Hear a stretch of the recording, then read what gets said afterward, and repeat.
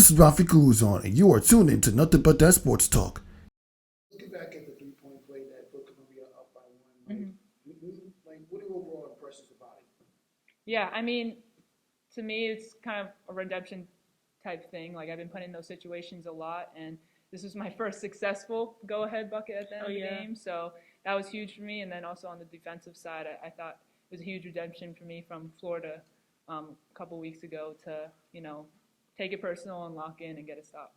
Yeah, this is like the third Big East team that you played in this month, and you managed to win all three of these. What are your overall impressions about the way that the Ivy team like Columbia were able to conduct themselves against some of the best in the Big East conference? Yeah, I mean, I'm pretty confident that we're one of the best conferences in the country. So I think we're proving that by playing these big teams and coming out with W's.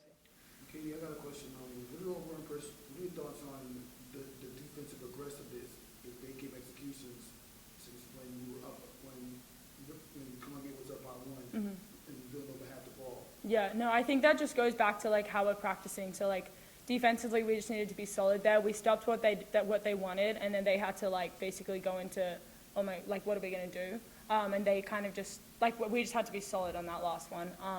And I knew that girl wasn't gonna score on me. That was a big play, and we needed to get a stop, so I got a stop. That's what we needed. Coach, you saw Lucy put up about 33 points. Yeah. What do you talk to your players as far as making sure that did not carry the girl over to the victory? Yeah, I mean, with a player like that, she's a tough kid. She is really tough. I mean, and she didn't, she got to her fourth foul and did not stop being physical either. It was she's like, I'm just going to stay in this game, and you guys I'm going to dare you to call that foul, right? I feel like for her, again, she has taken her game to a different level. I think much like Abbey has, they're both just such great competitors.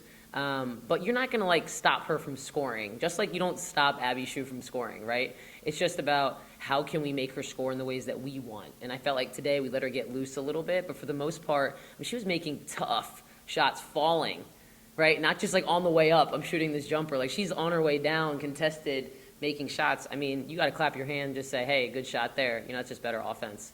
But again, I think R5, Abby said it really well. I'll take R5 any day of the week against my kid. Speaking of Abbey, what are overall impressions about her and Henderson being able to come together and accumulating the type of offensive production and carrying the team to the winning? Highlighted by Abby's go-ahead three-point play. Yeah. I mean, the two, they're such a dynamic duo. I know it's such a catchphrase, but I've never coached a backcourt as in sync as the two of them.